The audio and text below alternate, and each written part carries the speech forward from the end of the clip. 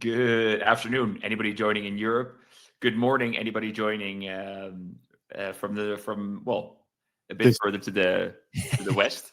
My fellow, I was going to say my fellow Americans, but it's of course very happy to also see people from Canada on the call, see people from South America on the call. So we have a big bunch joining us today for this week's Dairy Café. Vesper's effort to keep you updated on dairy markets. And as announced, we're going to talk about milk, and we're going to talk about lots of milk actually. Um, we'll do a deep dive going across all the different regions globally, talking about milk production, seeing where the milk is. Spoiler alert, it's everywhere. We're going to zoom in a bit on New Zealand with some news coming in about Fonterra's milk prices. Good to discuss those as well. Mhm. But we have a big global overview of dairy fundamentals coming at you today. And of course, it's not going to be my overview. It's not going to be Seb's overview, but Seb, good to have you back. We almost Good, missed you 2 weeks ago. yeah, apparently not really, but Do that's you have okay. a good time in France? I had a lovely time in France. Yeah. And going back next week FIE as well, so that will be also interesting. Big yeah, a big fair here in Europe. So especially for the ingredient side. So that will be learn a lot more. So we'll update you after that. Nice. We'll add a poll in a sec about anybody who wants to meet with Seb at FIE and Oh, discuss the marketplace. I think some really cool developments going on there. But of course, the update will be not by either of us two. It will be by Jasper, our esteemed analyst. And Jasper, I saw a picture of you yesterday holding a little cow. Yeah, tell us more. we had some hands-on experience on a farm yesterday. Me and Martijn, a colleague of ours, we visited some clients. One of them was also a dairy farmer, so I got to milk some cows, feed some calves. It was actually quite an interesting thing to do for somebody from such a non-rural area, very urban background. I've seen some cows from time to time, but I don't think I've milked one before. Now, It's incredible. yeah. After years of working now in the dairy space, talking about it, writing about it every week, talking to so many people, you finally realize the dream. Yeah, I used to think that milk just arrived in supermarkets by accident, but now I know where it comes from. And there's a whole supply chain behind. Finally, some skin in the game and some mud on the boots. Good to have you discuss dairy production after having produced dairy, or having it seen produced so closely yesterday. But I think we're going to start off with the general market update. What's been happening? Yeah, right into it. I like it. We have seen a bit more quiet period with a bit of pressure still. I think you've already mentioned it, Feiko. Where's the milk? Well, it's everywhere. We'll focus on some of the fundamentals later, but it's still pushing for a bearish sentiment with slightly lower prices compared to a couple of weeks ago. In the European market, we especially see it on liquids. Raw milk remains cheap. Skim milk concentrate also remains cheap. Yes, it's increasing in price, but it's still far cheaper than skim milk powder. But cream is the one that's really holding low. So at the moment we see, I'm actually going to add some price history because we have seen prices of 11 euros for cream. That was exactly a year ago. And now we're looking at almost half of that. So we were seeing that some of the Christmas cream is already trading hands at 4.5 euros. So that means that people have plenty enough cream to work with. They actually want to get rid of it rather than buy it. So prices are moving much lower, and therefore butter prices are also kind of giving way because it does mean that butter can be produced cheaper. Of course, we're not going to see thousands and thousands of tons being produced in those couple of days between New Year's and Christmas. So we are talking about a small volume or a relatively small volume. But still, it is butter that is going to be produced cheaper. And it is impacting the market in a market that, if there is a bit of direction, it's still down. And then every bit of information that comes out only kind of makes it more bearish. Yeah, completely. And what we're also seeing is we're seeing that buyers are also waiting. Buyers are seeing that cream is low. And so they're just waiting for their purchases. And then I'm not in a hurry. If it's today or waiting 2 weeks, who knows? Cream going down and I'm gonna make a better deal in 2 weeks. So we're seeing some good traction for Q1. But still, volumes, I must say, still are relatively low. So demand, I feel, it's still quite weak for. Yeah, it's indeed there's a split between players who have been buying while the market was going down. So yes, definitely some volumes have already been locked in for Q1 or Q2. Q4 is all basically over for almost anyone. For Q1, Q2, people have been buying volumes already while the market was moving down. But there's also kind of a share of buyers that's saying, well, I don't need to. I can wait. The chance, and that's what I've heard some people say, and I do agree, if the chance that prices are going to be 10% higher in January is at least not going to be that big. So they're willing to take the risk and wait a little bit. I'm not going to say they go for early holiday breaks, but at least on the purchasing side, they're not going to be very, very active in the coming weeks. True. That's more on the butterfat side. It's been going about butterfat or milk fat for months, but also on the protein side, we see quite an interesting market. Yes, if we look at the 3-year history, it's currently at a really low price level. But if we take a more zoomed in version, we do see that we have bottomed out in regarding euro prices or prices in euro per metric ton. We see that the exchange rate definitely plays a role here. Sometimes it's slightly favoring European exports. Sometimes it's favoring Oceanian or US exports. But all 3 exporting regions are dealing with a lot of supply to work with. Yeah. It's just the interesting part is based on futures, you can still do a cash and carry way of making money. So for butter, for example, you rather get rid of it now instead of as soon as possible because the market's in backwardation. But for skim milk powder, you can store it. So that's why it's quite interesting to see that skim milk powder is being stored. Butter, people rather not. Yeah. And that's really kind of making a difference in these markets. Do the current butter prices have an effect in your eyes on the amount of production on the S&P side in the upcoming months? Absolutely. Of course, we know, and that's, for example, looking at the butter production and skim milk powder production of a country like Germany. It's the biggest producing country regarding dairy in Europe. We see that butter production moved up by roughly 24%. Skim milk powder production also boosted in September by over 20%. So yes, we definitely see a direct impact. The thing is, people would rather make something like milk protein concentrate. Or something that has a much higher valorization than regular skim milk powder. However, with the volumes of milk that we're having right now, you can't make more of some of the products that we're already doing right now. So there is a limit to it. And skim milk powder, we have the drying towers available. We can fill them up. And that's, therefore we are doing that at the moment. And at the same time, there's also something that I talked about previously. If we take the spread, and I'll actually pull it up right now because that's quite an interesting one to see.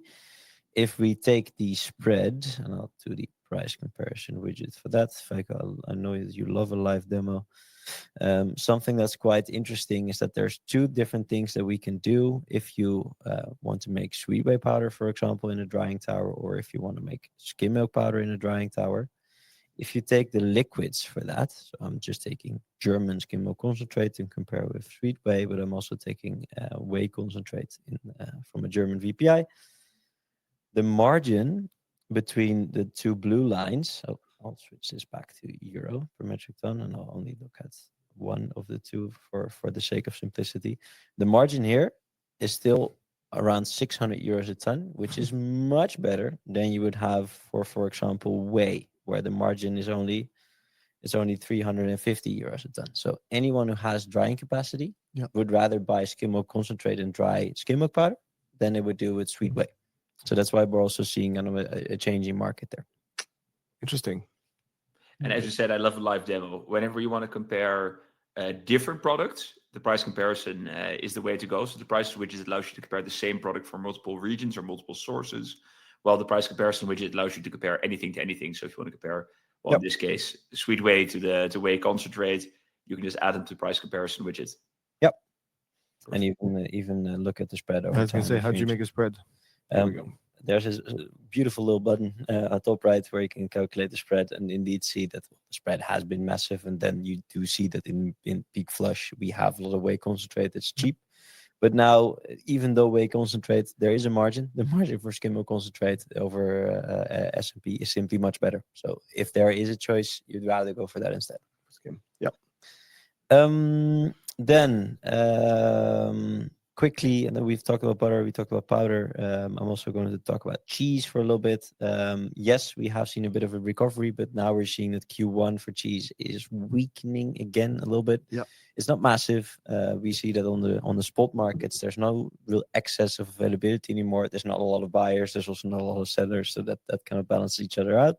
But for Q1, we know and expect that there will be a lot of milk still. So we hear that some players are trying to sell forward a little bit better, just to make sure that they're not left with truckloads full of cheese that they need to push into the spot market in February, where usually the market is already slow. And they just want to rather be ahead of the curve rather than to be caught like right in the middle. Yeah, completely. That's what we've seen as well in the marketplace. We've seen a bit of a rebound a couple of weeks ago, and last week we saw another dip with prices, under the 3,000 euro per ton. Quickly, something that does need to be mentioned. We talked about forward sales for Q1 right now, so we know producers are more intrigued to sell Q1 at the moment because they feel like there's going to be a bit more pressure. So that's why, for example, if we take butter futures, the March price has gone lower than, for example, the November or December price. Yeah. So we are seeing that if you look at the futures graph, that Q1 is actually the part where people expect that the butter price will, or at least the butter supply will be the biggest, the highest. But it's also quite interesting still that we have such an oversupplied spot market where prices are somehow backwardated on futures markets. It's an interesting phenomenon, and this is also where we've been talking about it plenty of times before. The quotations play a big role. Yeah. We know that in a couple of days actually, and it's the last Wednesday of the month, and we know what the settlement price is going to be. And currently the average of November, it's the one that I pulled up. So for all the weekly numbers that we have in the database for the EX index, but also for the VPI, you can calculate the average already. So currently the monthly average for November on the EX index is 5172, which is very much in line with the futures price that we still see today. We know that tomorrow's in the quotation will most likely be a little bit lower, so that will balance quite well with the 5125. But if you take the VPI, we're already at 4.7, and with last week's VPI at 4.5, it's very likely that the average will be slightly lower. That's much more in line with what December or even in January is trading at. So there's all kind of I wouldn't call it artificial backwardation, but it's quite an interesting phenomenon where spot prices are much higher than they physically are traded because we just see a discrepancy there. Yeah. And who's behind it? Do you think is there trade, mostly traders, of course, behind, but who's taking advantage of that backwardation? Now, at the moment, the ones that have sold based on index-linked contracts on the public quotations, those are the ones that have a very, very favorable situation. Yeah. They can actually, even if they don't have the product, they can buy it on spot markets around 4 or 5 and then sell it based on the contracts they've sold for 5.2 and on the EX contracts. Exactly. So it's not a situation that both parties are happy with. The buyers know that they pay too much because of the contract that they're in, but sellers also know that they're not necessarily screwing over some of their clients that they're working with because they're asking 700 euros more than the butter might actually be worth. Yeah, no, completely. We've heard a lot of, especially over the last year, due to this discrepancy, a lot of contracts being moved to one of the quotation instead of the average of the 3. Yeah.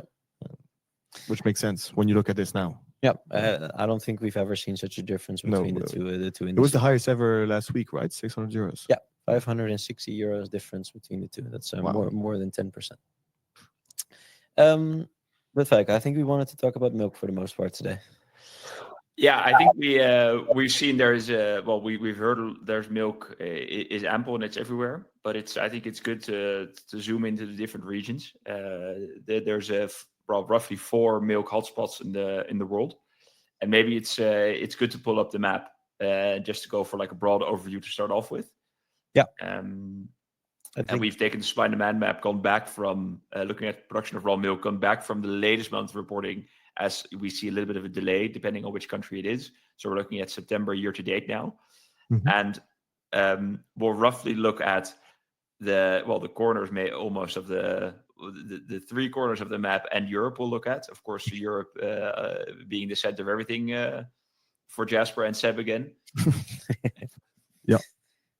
And if we look at this, we'll see maybe starting off with the US, which we know a lot about, we've heard a lot about, but there's the figures have come streaming in again.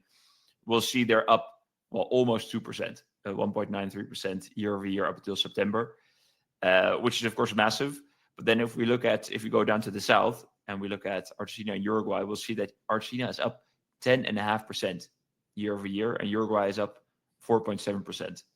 And we see here that another large contributor is Brazil. We'll zoom into that one maybe later on, specifically as they are notoriously late, but they are also very much up. Well, then if we look at the bottom right, and I think that's one of the most interesting ones to discuss at more length, is New Zealand being at peak flush at the moment on the southern hemisphere, although southern and the northern hemisphere don't seem to matter anymore, but we'll get to the Netherlands in a bit. Being up 1.64%. This is year over year, of course, it's not season over season. So if we look at it season over season, I think we'll see some very interesting numbers. But this also brought out the news about Fonterra's milk forecast. Was it unexpected to you, Jasper? No, it was not unexpected. I actually expected that it would take place a little bit before. So what we see, and I actually pull up our news section for the ones that have no clue what we're talking about. Fonterra cut their milk price forecast in the middle of the supply surge.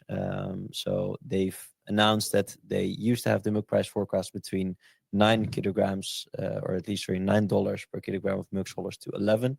Yeah. So the average would be 10, but now they've cut it to 9 and 10. So the average would be $9.50 per kilogram of milk solids.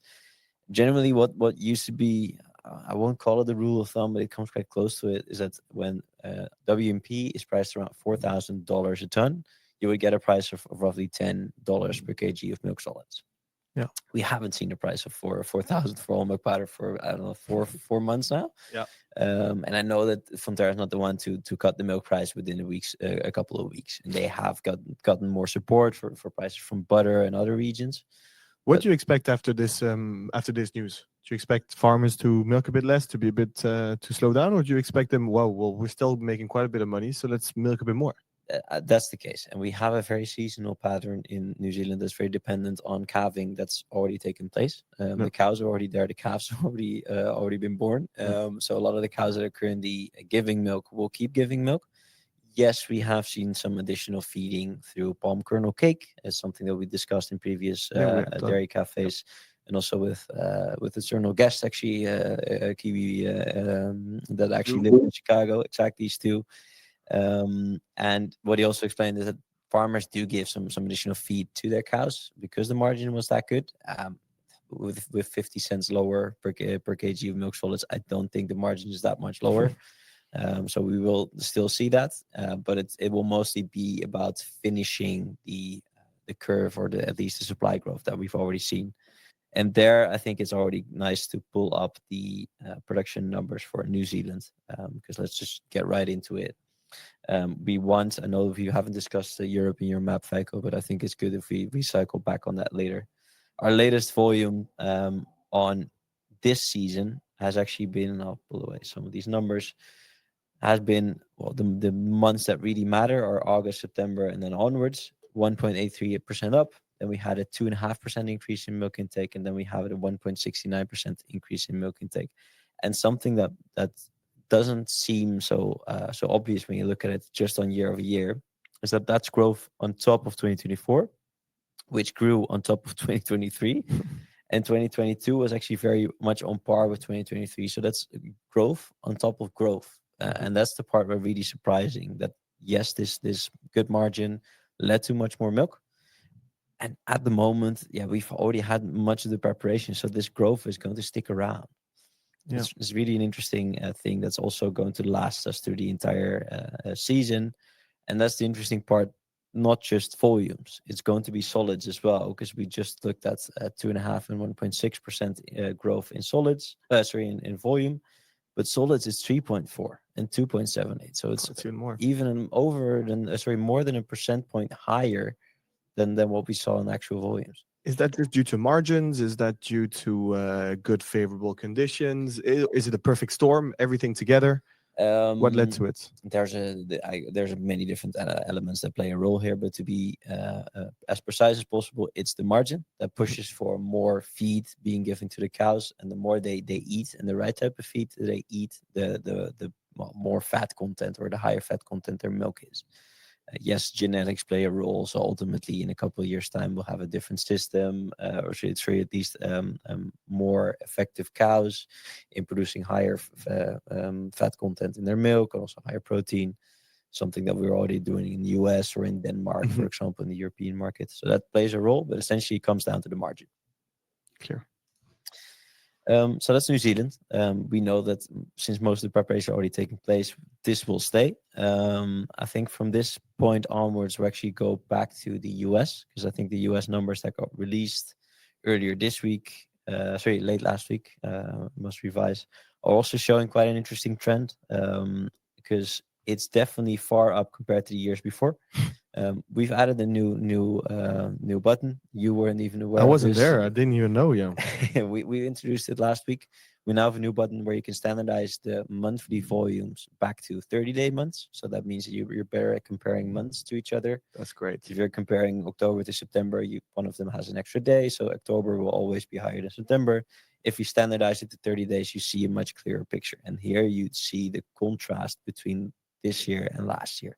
Yeah, that's very good. It's very, very big. And ultimately here, margins play a great role, but also the herd size that plays a massive role, where 2025 numbers, yes, they have decreased in October. So the numbers that got released last week, Friday, did see that we had 6,000 cows less than we had in September, but still their highest by far in the last 5 years. And this, you see on a monthly basis, if we slaughter 6,000 cows before we're back to the lower numbers, we still have more than 10 months to go. That's incredible.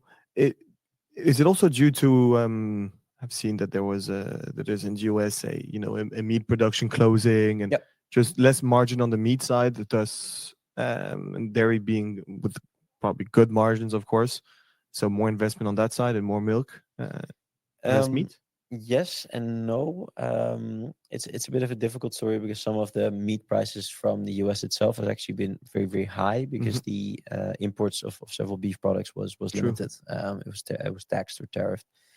So we do see that the domestic beef market was quite good. So a lot of farmers they started feeding their cows a lot and actually ultimately slaughtering them at the end of the day. But for an average dairy farmer, that meant that the milk margin was good and the beef margin was good.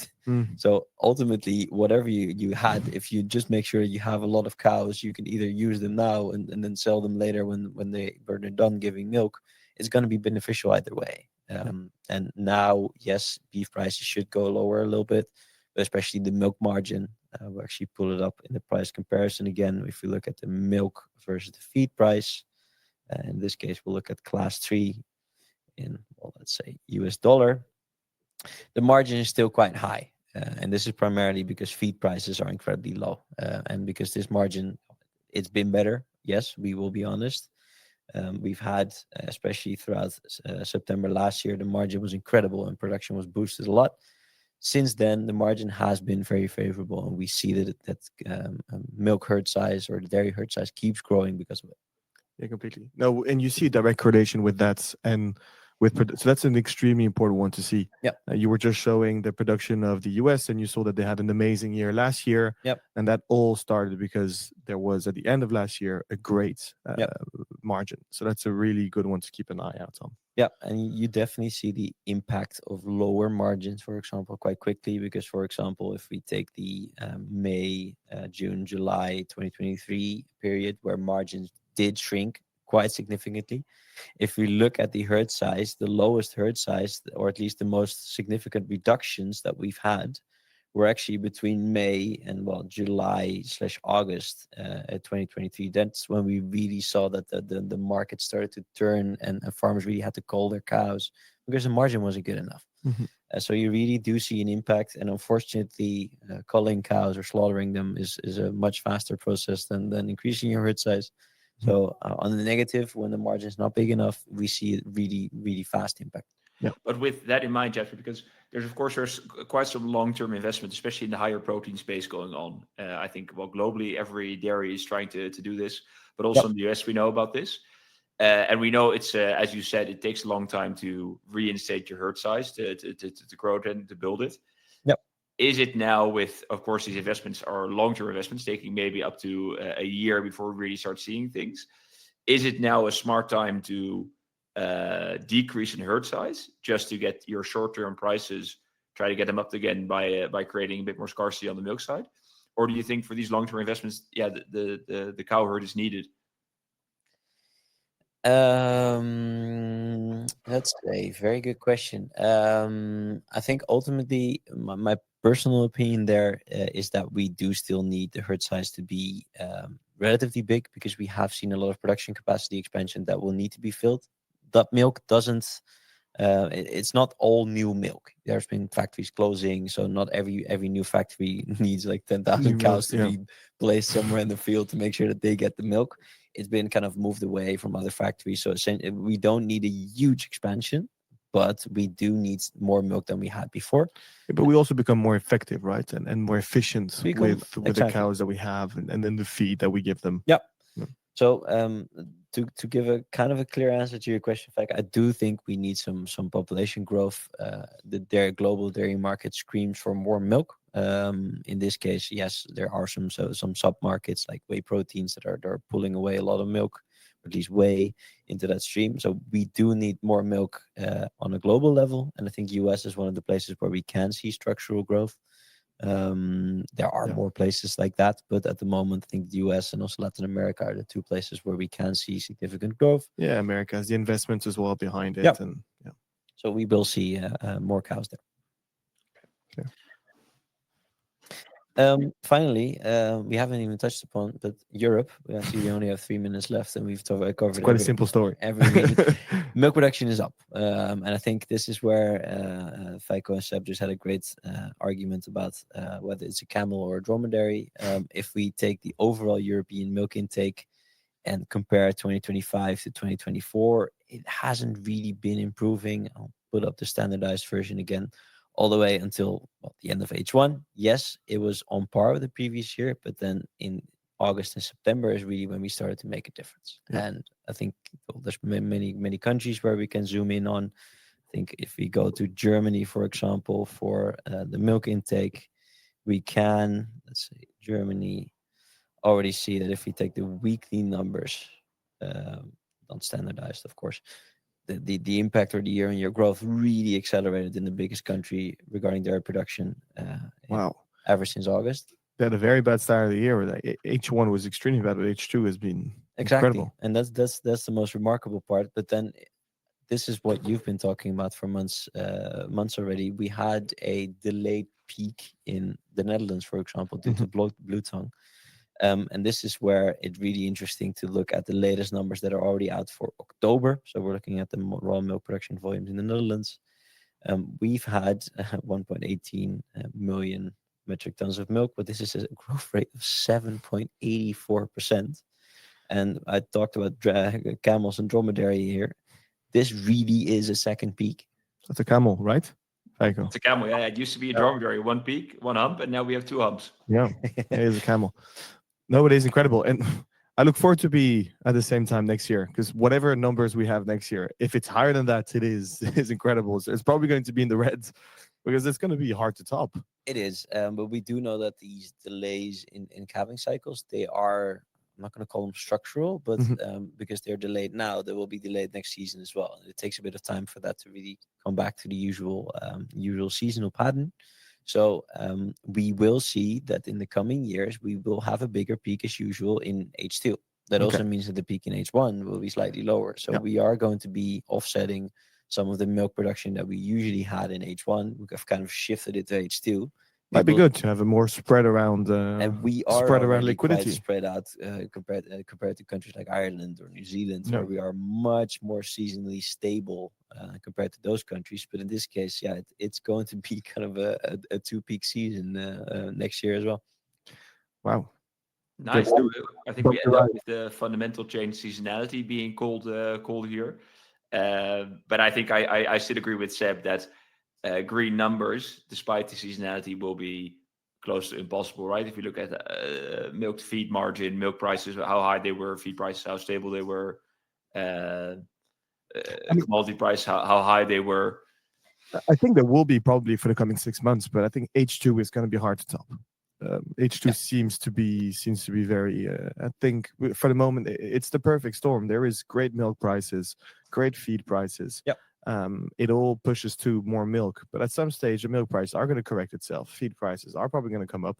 We're going to arrive at H2 next year, where we're going to see maybe a second peak, like we're seeing now, just because of the calving size cycle, but it is going to be less high. Yeah, and I think that's where indeed, if we look again at Germany, for example, numerically it's relatively easy to beat the weaker 2025 numbers in H1. So there's a very high likelihood that we will, but in H2 indeed also you're Agreed. benchmarking yourself against a weak H1 and then a strong H2, so that will be difficult to beat. Thank you so much for joining us once again. As you notice, we're always pressed for time, especially when there's 3 of us here. So for that case, we've made a special end of year episode. In 2 weeks' time, we'll be back also on a Tuesday, covering all product groups, all regions, but also giving ourselves a little bit extra time to do that. So we have scheduled an hour. We'll try not to take an hour and give you some time back, but we'd love to see you in 2 weeks' time. And what I really look forward to, Jasper, is you calling the market for every product, every region, and giving your outlook for the 2026 season. Yes. Wow. You look so excited. Okay, thanks everybody. Have a good day. Thanks for joining us. See you in 2 weeks' time. Take care. Thanks, guys.